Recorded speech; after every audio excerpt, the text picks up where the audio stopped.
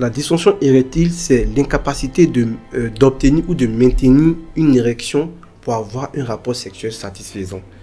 C'est-à-dire que quoi? Tu as une érection, mais tu as une incapacité de maintenir cette érection pendant un bon moment, ou tu n'arrives même pas à avoir d'érection. Il faut que cette dysfonction-là soit constante sur une période d'au moins 3 mois pour qu'on puisse dire que tu as une dysfonction érectile. La dysfonction érectile est à différencier dans ce qu'on appelle l'éjaculation précoce. Parce que les gens font l'amalgame souvent. La dysfonction érectile peut être soit mécanique ou psychogène. Alors que l'éjaculation précoce, c'est le fait d'avoir une éjaculation lorsqu'on a un coït, c'est-à-dire que la durée du coït dure moins d'1 minute et on a une éjaculation. Ça, généralement, c'est psychogène. C'est ce qu'on appelle l'exercice du stop and go qui permet vraiment de contrôler ça. Alors que la dysfonction érectile, c'est vraiment une anomalie qui peut être soit mécanique, comme j'ai dit, ou qui peut être psychiatrique. Donc, pour les causes mécaniques, je ne sais pas, on va essayer d'énumérer.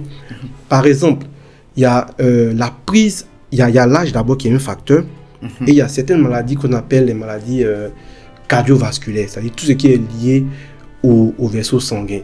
Donc, pour comprendre ça, il faut d'abord savoir ce que c'est que l'érection et comment ça se passe. Donc, l'érection est d'abord un phénomène vasculaire qui se fait en plusieurs étapes. Donc, la première étape, c'est d'abord le remplissage. Quand on dit vasculaire, c'est les vaisseaux, les artères et les veines.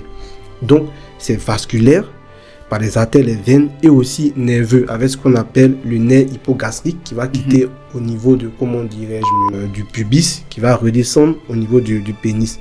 Donc, tout à l'heure, si on a un désir sexuel, comment ça se manifeste? Il faut d'abord avoir une bonne production de testostérone. Ça, c'est la première des choses. La testostérone, c'est des hormones qu'on appelle des androgènes. C'est la testostérone qui fait que nous sommes des hommes, par exemple, contrairement à l'estrogène qui est chez les femmes. Donc, première des choses, il faut avoir d'abord une bonne production de testostérone.